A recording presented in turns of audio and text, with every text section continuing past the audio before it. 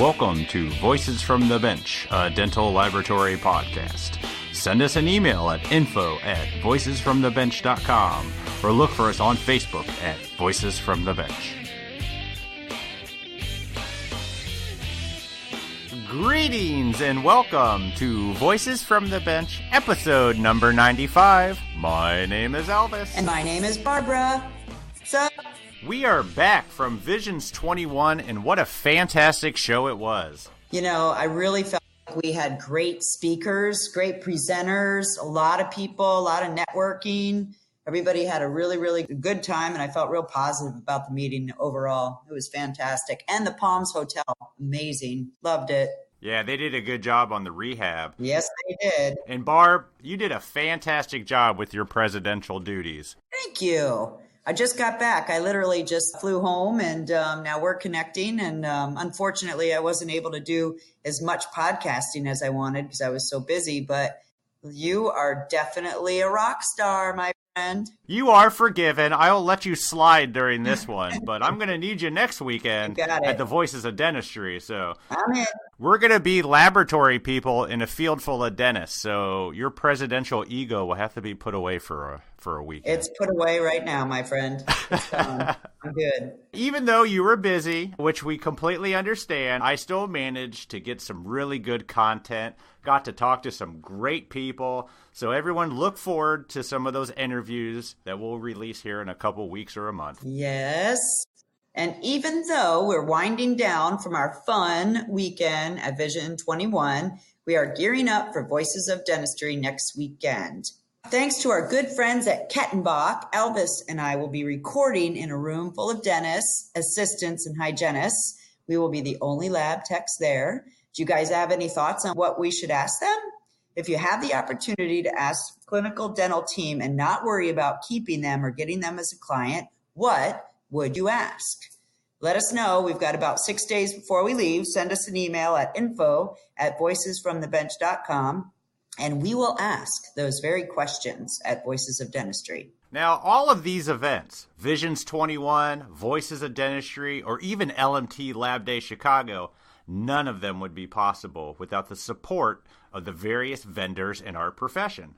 They not only work very hard to provide us with the products that we need to do what we do, but most work twice as hard to provide us with the support we also need. And while I was at the Eastern Conference of Dental Laboratories in North Carolina last November, I had this chance to speak with two well-known gentlemen from two well-known companies in our industry. First up, I spoke with Greg Martin, CDT TE from Renfert, USA. Greg talks about what Renfert does, how it got started, and their super cool Easy View microscope, which you see a lot of other companies use when they're doing their table clinics. Greg is one of those guys that you'll see at a show. He's always super nice and willing to help anyone out. And then we talked to Maurice Whitlock, CDT from AmannGirrbach, which I'm sure I'm saying wrong. Actually, you aren't. Good job. Holy schmoly. Mo got his start in the United States Air Force and is now working with labs to improve their digital workflow. We talk about how it's important to teach dentists early while they're at school, and interesting, the shift of technicians doing lab work inside dental offices. He also talks about the first ever virtual FaceBow. It's good stuff. So join us from the Eastern Conference of Dental Laboratories with Greg Barton and Maurice Whitlock. So did you know that NOAC Dental carries all roll-in milling machines? Not only do they have an amazing price and trade-in promotions on the unit, but they are also offering an extra year of warranty on all new mill purchases, which is amazing. So reach out to NOAC Dental Digital Team at, write this down, 855-669-2533, or visit them at www.noacdigital.com.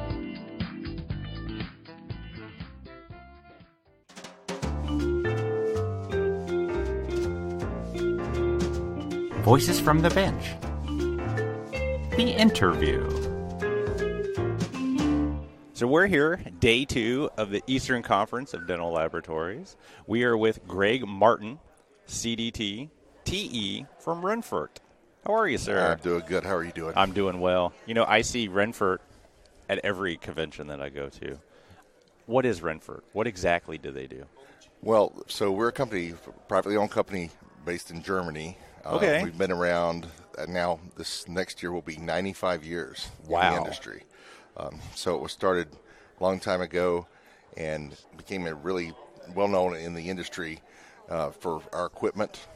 Just really high quality, and that's continued on as we've gone. So in the industry, I think that's one of the biggest things, that our reputation kind of precedes absolutely. us. And so when we go into labs, people recognize us just because most every lab we go into has a piece of our equipment. Something. Absolutely. And they don't even really realize what it is. Yeah, they may know not. They have it, and Right. it's been there forever. And that's the thing. I think that's the main thing, is just they know that they can depend on our products. And so when they come in, when you come in, it's always it's like a welcome. Oh, hey, yeah, it's good to see you. So, do you know the product that started the company? What got them into it? Was it one of the first actual super glues for the super glue? Yeah, it was like a super glue for the industry. Interesting. Yeah, absolutely. Yeah, do you guys still make that? We actually do still make that, but we don't actually.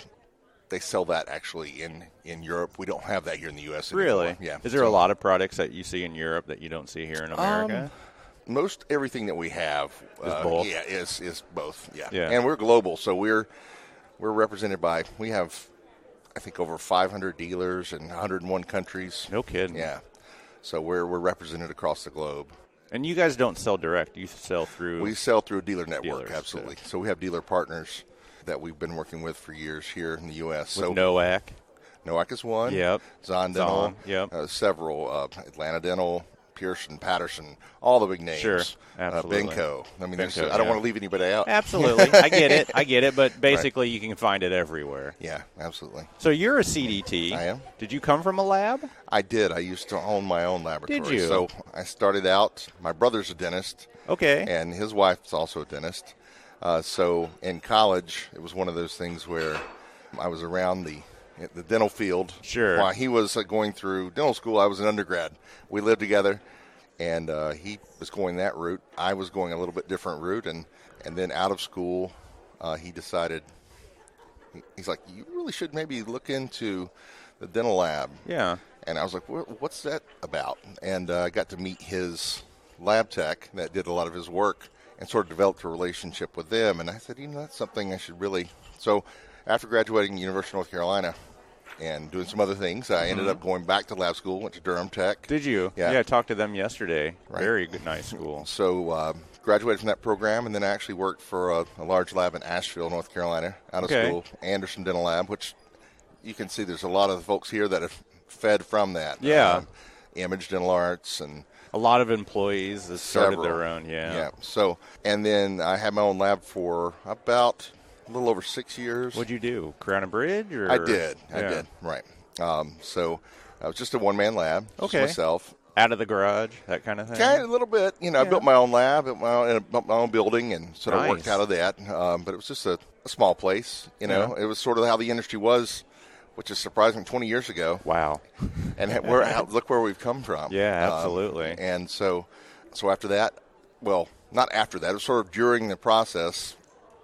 I think really what led me to it, I didn't realize how much time would be spent alone, I guess.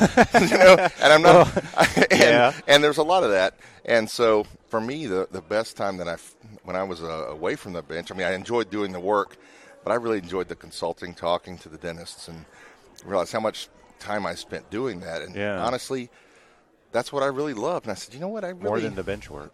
Yeah. Or as much. And I said, is there a way that I can take my skills and what I've learned and maybe use a little bit of my other skills that I have and interact with people? How can I do that? So I just started researching sales positions and happened across GC America. Sent several resumes out, and it came back, and I got a lead, and they said, hey, we're looking at a position, and have you done dental sales before? Not really, no. But you know the stuff. I'm in sales, but I'm a technician. And they said, well, we're looking for something, and that's kind of how it started. So GC America is your first. That's right. That was Did you close your lab at this point, or did you try to juggle both? No. Yeah, there was absolutely. I was on the road, so ended up moving to Nashville. Okay. And so did that for a while, and then from there I actually moved back. So I was with GC for nearly 7 years. Wow. Yeah. Until 2014. And then from there, I worked with NOAC for a short period of time. And then this position with Renfert became available. And really the nice thing with both companies, I used their products in my lab. And that's why I went to GC. I was using the porcelain, knew the company, trusted the products. It means a lot if you're going to go into sales for a company that you actually know the company and you knew it previously and you believe in it because you've put it into practice. Right. Yeah. And that's the thing. Biggest thing is, and where I come from, and I think that's one of the things that helps me is I think people trust me. And the reason is because I try to be authentic, and I'm saying, listen, this is a product that I use, and this is a product I believe in. Sure. And so really that's really what led me back to Renfert, because I had several of the products in my laboratory, sandblaster, suction unit, waxer, I mean, all these things that I use, and I knew it. So when an opportunity presented itself, I was like, you know what? This could be a great opportunity, because at the time they didn't really have, per se, a traveling salesperson. Oh, they didn't? No. So they said, hey, we want to really, we know that our product is out there, and we've been living on our reputation for so long, but they said, you know, we really want to reconnect back with the lab. We want to reconnect back with the people who are our customers that are fans of Renfert. I would believe that if you don't have that direct sale, you lose that a little bit. Right. Because you're relying on the NOACs and the Zons and the other ones to have that connection. Right. Makes sense that you guys need to get back into the face. Right. And I think that's one of the things we did, and it helped us. I mean, for a while, it's hard to do that as one or two people to go and see everybody. And you want to, because I've got a soft spot in my heart for the one-man lab, because that's what I was, right? Yeah, sure. But so we did that for a few years, and I think that helped sort of reinvigorate our brand here in the U.S. And, then, of course, with social media, you can magnify that and multiply that effect. And absolutely, we did that. And, as the industry has changed so much, we've sort of pulled back to not go away from that, but to really work with our dealers to work with in education, because now that's the biggest point is I think people really there's a void for educating the technicians and educating that, you need to have your dealers who are going to be selling your product as well to be educated about the product. Well, absolutely. There's nothing worse than the sales guy that doesn't know what he's talking about. Right. There's absolutely nothing worse, and we all know him. Right. Yeah. So our motto for our company is making work easy, okay? And the biggest part of that is, yes, our products are reliable, okay? Absolutely, for sure. And they're all designed by dental technicians for dental technicians in Germany.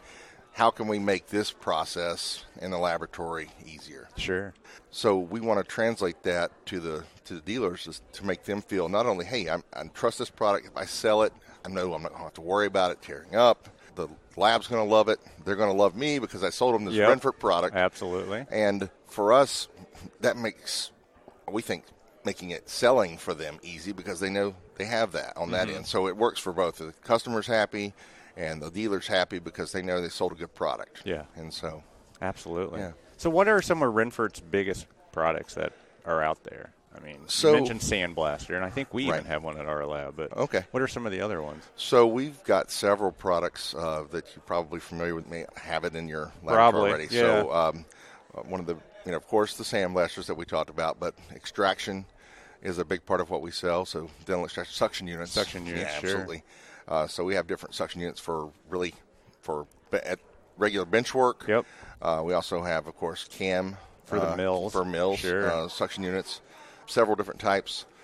But one of the things that with our suction units that's important, and this is another focus of Renfert, is it's not just about quality on the longevity of the product. We wanted it to work better, and part of one of the things that they did was the noise in the laboratory. A lot of people don't. Yeah.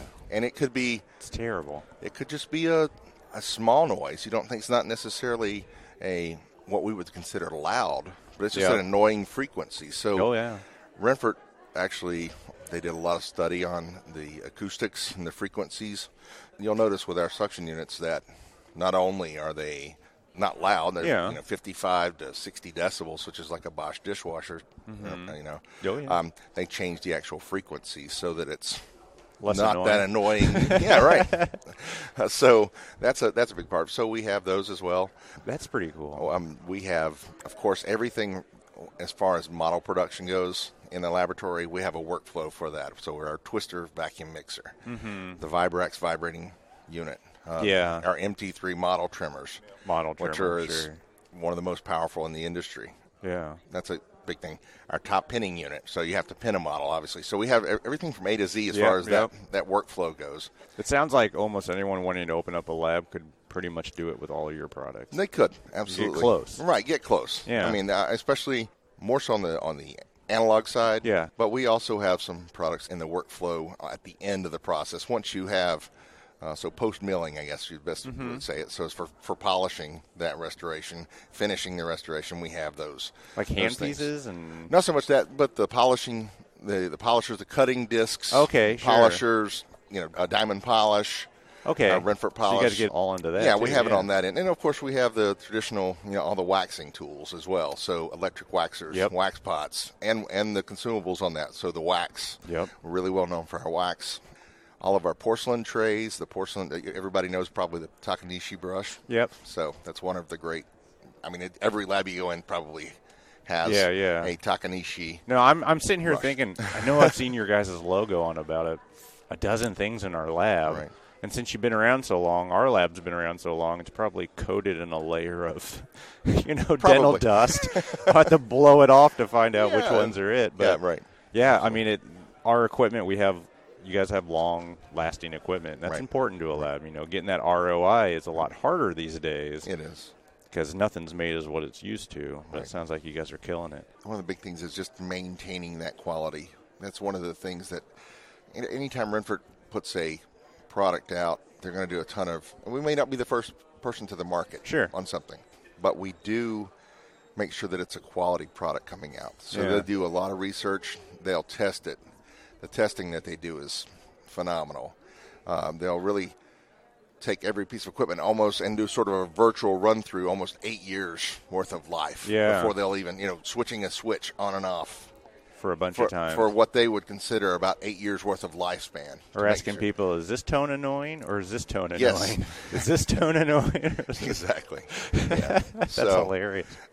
So they spend a lot of time. And then we had it about 3 years ago. We launched I guess it's now, about 3 years ago, IDS 2017. Mm-hmm. We had the Easy View. So that sort of was a new product for us. I saw that over there. That's where you can camera work what you're doing. Exactly. So we've had the mobiloscope microscope. That's pretty cool. Yeah, we've had the microscope for years, and it's been a great product for us. But the Easy View was a brand new system, so it's a whole new concept. So instead of looking through loops where you're bent over, your neck is, you're hunched over for hours a day. Now you're in a nice, relaxed position. You're looking directly at a screen, so you're working off of a polarized screen that's high definition, so it's easy on your eyes. Yeah. It works for a lot of things. So not only is it great for QC, it's perfect for communication because there's a foot pedal. You can take photos of the work right there. It saves it to a USB. Then you can email those directly to your doctors. If you wanted to FaceTime, now you can grab your phone, pull up, and they can see on your screen. You're showing them on the screen, hey, doc, what you're seeing. Yeah, you see what I'm seeing here? Yeah. This impression, or I poured this model.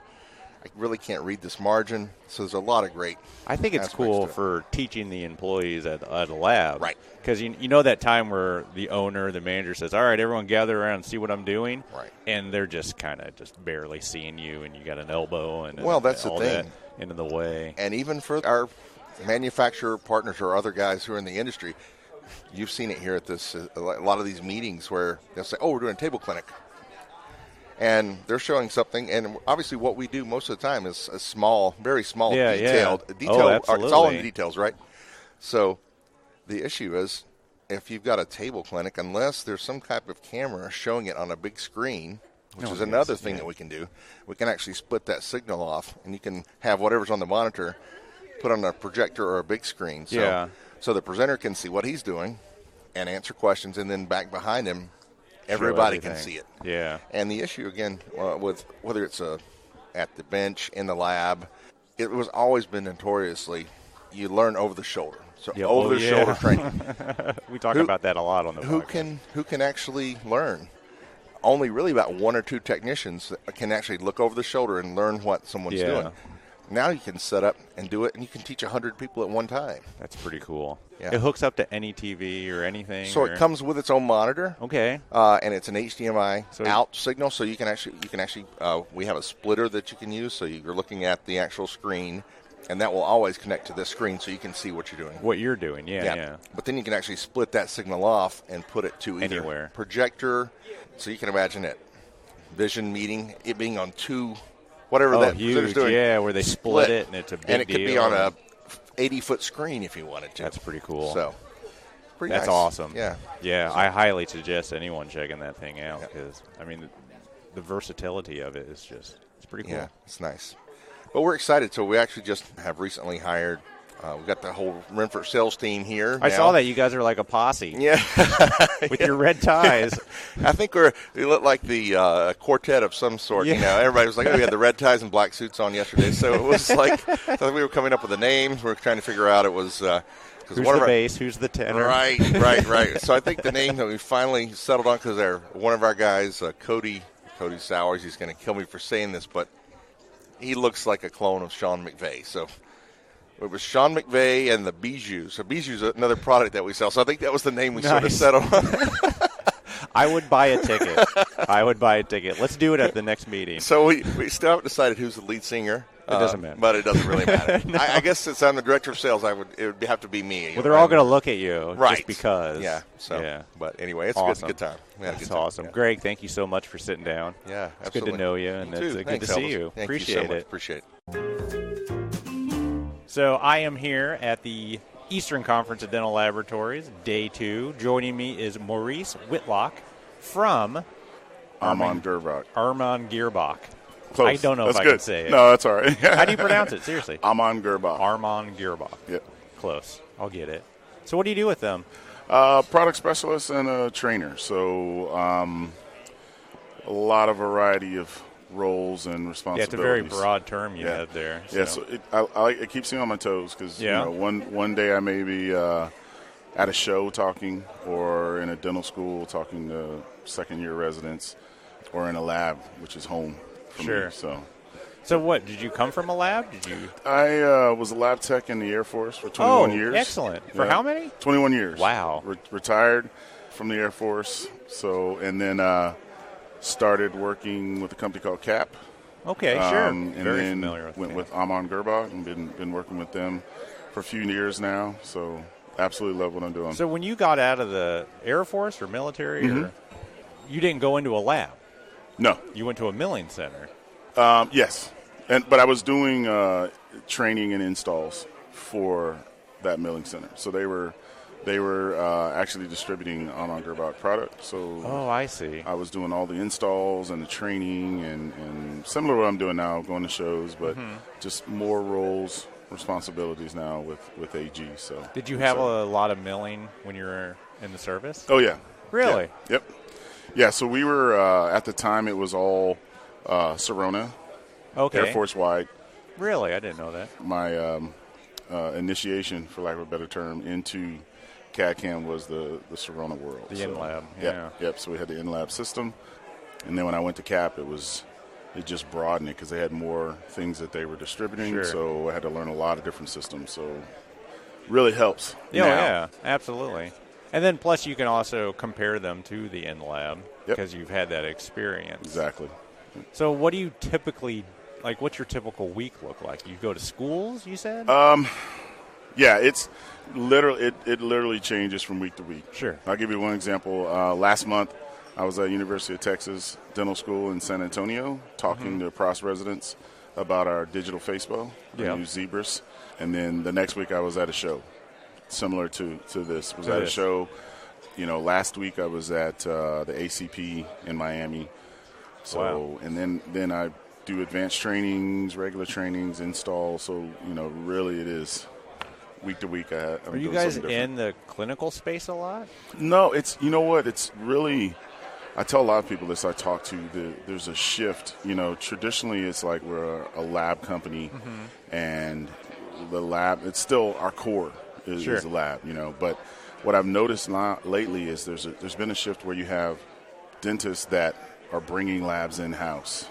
Yep. It's sort of a hybrid. So you have I call it dentist-funded installs, because the doctor is paying for it, but I'm still training technicians. A technician that on is the equipment employed that by they the buy. doctor. Exactly. Sure. So that's one thing I've really noticed lately is, what's happened to our career field, the massive changes we've had, not only just digitally, but the structure, you know what I mean, where you have specialized and then huge milling centers, and the middle seems to be shrinking. Yep. But I see from that shrinkage more going into working directly with doctors. Yeah. So I've seen a lot of in-house labs is what we're calling them now. Really? So, I didn't realize that was such a growing part of our industry. Yep. How many do you usually visit in a week? Next week, for example, I'll be in Manhattan, Long Island, and then New England all next week. Wow. And a little more difficult in Manhattan, just with traffic visiting those, but also Stony Brook. So we're going to Stony Brook as well. They have our system, just kind of doing a follow-up since we're in the area. But it's anywhere from 5 or 6 labs a day to the school. We'll probably stay in the school a little longer and work on some software. Do a lot of schools have your guys' mill? Or? Yes. Yeah. We've really kind of focused on getting our foot in the door in the schools, just so they're comfortable with our system. That way when they're, when they graduate, they already know, they're familiar. So do you see a lot of that? We've seen a lot of seeds, a lot of fruit from those seeds planted, because they just know it. I've had a couple doctors that we've been to the dental school and our system's there. They got out but they brought in a lab tech.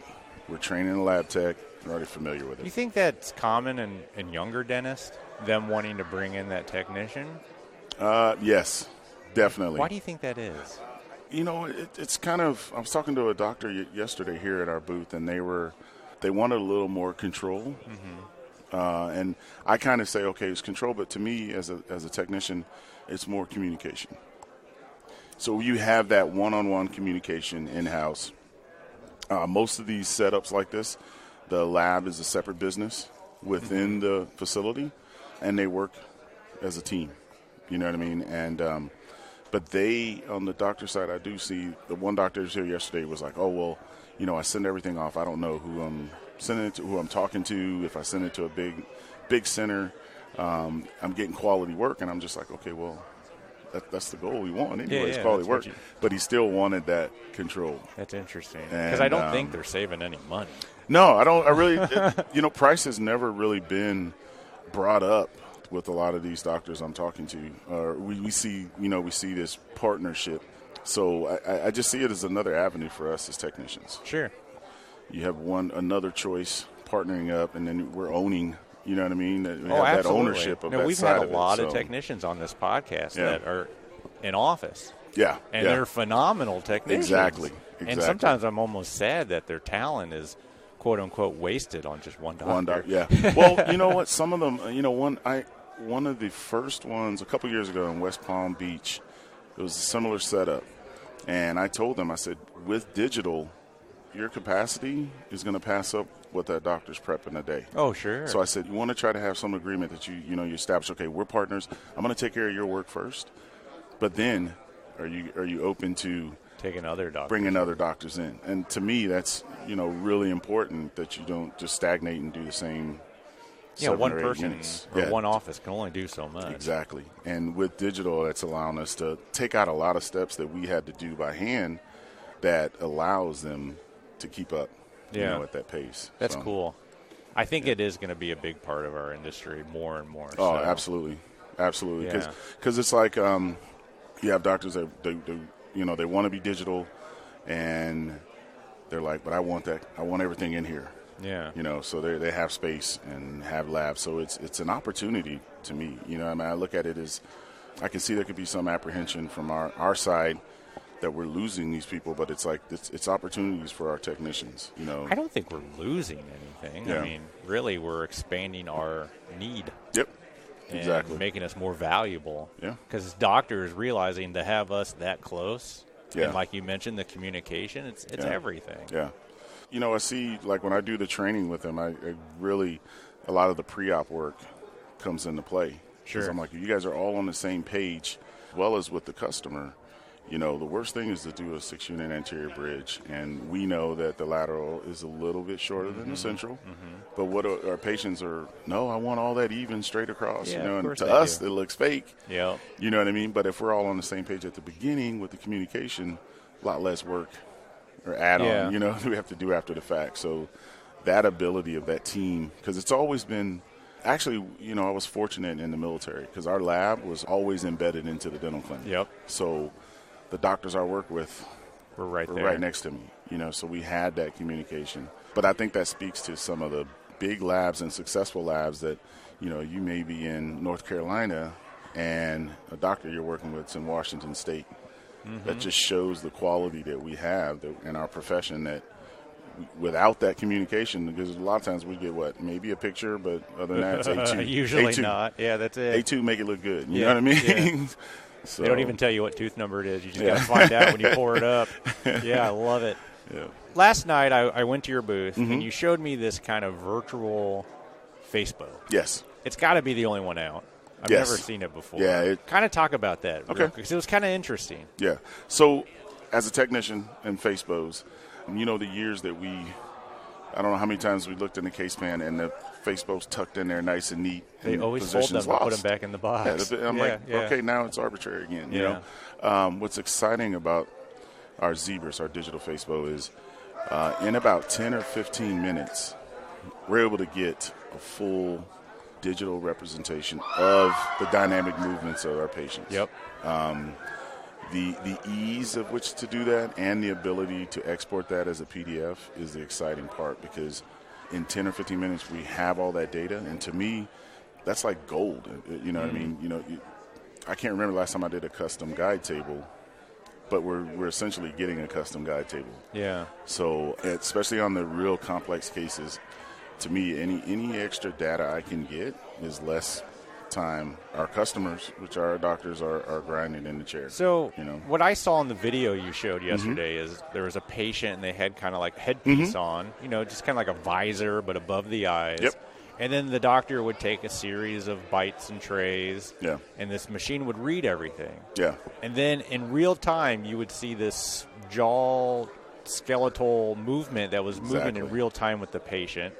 It gave you the readings and all the information that you would get. But am I to understand that you can take that and move it into 3Shape and take the models that you've scanned and put it all together to get a dynamic bite rather than a static bite that we usually get? Yeah, so one thing I love about our philosophy at AmannGirrbach is we're a full system, but we're a full open system. That's huge. So we have customers that are in our world, for lack of a better term, you know, it's really seamless and automated and integrated in. So when I get all that data, I can literally press a button and all that information will transfer into a virtual articulator in our system. That's awesome. But we don't lock people out. You know what I mean? So you can take that same data and you would manually enter it on any system that has a virtual articulator, and you have those settings. And to me, you have static, then you have your standard virtual articulator, and then now we have our dynamic movements, which is the third step in accuracy. And it's true and real. Exactly. So we can take that information. So our customers who that are not our customers that have a different system, they can still use the Zebras, use the data. They just have to manually enter it. But still, entering that data for 5 minutes could save a half hour, 45 minutes grinding easily. You know what I mean? So I'm sure it's huge with full arch, zirconia, crystal absolutely. Ultra, Yeah. all that great stuff that's milled out. Yeah. And it's just so much more controlled. You get a better bite, Exactly. less chair side adjustments. And based upon, I talked about earlier about our relationships with some of our dental schools. We have University of Texas, San Antonio that are actually going to be doing some studies and putting those out. We're working with them as far as using our Zebras, and they're actually going to calculate the time saving. They're going to take the same case, complex case, try it static, try generic settings for the articulator and then the dynamic movements and measure that difference. So really excited about that. That is cool. We're hoping to bring that early next year, kind of showing here this is not just a cool gadget. Yeah. You know what I mean? This is a functional appliance that can help us. So. Absolutely. I mean, I know it's more meant for clinical use, but it's that information that we need. Absolutely. To do it. Absolutely. And most of the doctors, they understand and appreciate the importance of a face bow. It's just, I think, the hassle, the time. It's a huge hassle. Trying to ship that and then hoping you get it back. And, Even when it comes into the lab, everyone kind of gives this, Yeah. Yeah. Exactly. What happens just because it's just that much more stuff. Yeah. But to but I do love that, the idea of virtual. Yes. I mean, that's pretty cool. Yes. I'm excited. It's because of the ease of it. The ease of getting that data is what was exciting. It has to be easy to get it because then no one will take the time to get it. Yep. So that's cool. Yep. Maurice, Mo, appreciate it, sir. Yes. Thank you for sitting down with me. Thank you for having me. This is great. Appreciate it. All right. Bye-bye.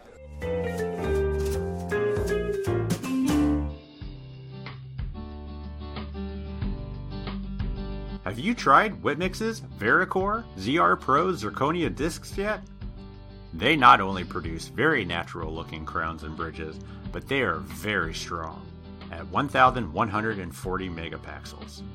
When it comes to zirconia used in dentistry, high strength and excellent aesthetics is the end game. Vericore ZR Pro is available in 3 varieties: unshaded for those who prefer to design their own shading scheme, pre-shaded in all 16 Avita classic shades plus a bleach for those who want accurate shade reproduction without having to use liquid colorants before sintering, and finally a multi-layered version, ZR Pro ML, which results in a natural color transition from cervical through incisal areas. Whitmix's top-of-the-line zirconia provides you with an ideal level of both value and chroma, which translates into desirable aesthetics that closely mimic that of natural dentition. So if you want to give your dentist something that is sure to win praise, send them your beautiful zirconia restoration made from Whitmix's Vericore ZR Pro. You can purchase the 98mm discs from your dealer or order directly online from shop.whitmix.com. A big thanks to Greg Martin and Maurice Whitlock for sitting down with Elvis without me, unfortunately, at the Eastern Conference of Dental Labs. We really love to see vendors have salespeople who are not only really into providing education and sponsoring, but when we get to meet vendors that employ people that spent time in the lab, either working or on their own, we really feel that they understand what we need. Bonus, when they are CDTs, and that's important. So thank you to Greg and Mo for doing such a wonderful job. So next weekend is Voices of Dentistry, and then it's the big one, the biggest show of the year. Dun, dun, dun. LMT Lab Day Chicago 2020. We will be there all weekend, recording anyone walking by the booth to showcase this great event and our great industry. And Barb and I are excited to announce that we will be recording live from the Argon booth in the main exhibit hall at Lab Day. Their booth is usually pretty easy to find, so make sure you head downstairs to the main exhibit hall. We decided to partner up with Argon because they are a wonderful company that 100% supports the dental lab industry. They promise not to influence any content or who we talk to at the show. So, of course, we encourage any attendee, educator, speaker, or even another vendor to stop by the Argon booth and record with them. And if you are going to be there, and everyone should, because I think they have like 6,000 people registered already, if I heard Kelly correctly at lunch, you would want to be on the podcast. So send us an email at info@voicesfromthebench.com to arrange a time.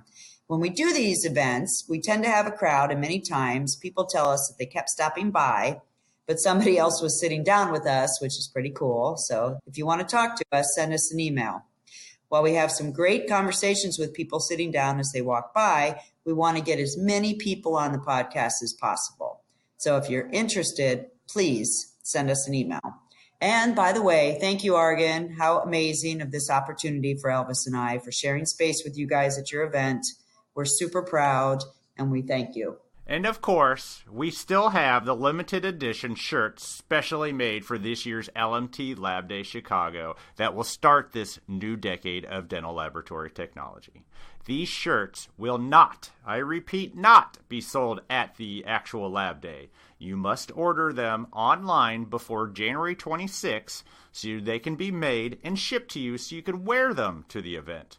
Show your pride of being in the best industry ever, wearing the coolest shirt at the biggest event. And remember that 100% of the profits go towards the Foundation of Dental Laboratory Technology. So head over to this episode's show notes or our Facebook page to order yours today.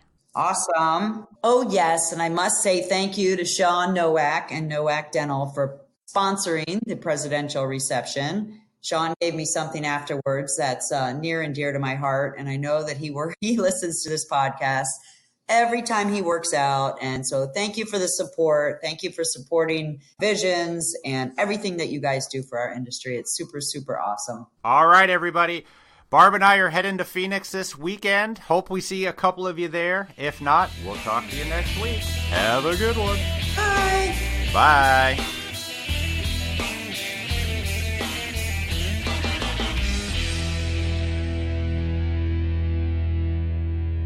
I have a cat door, and he doesn't know how to use it.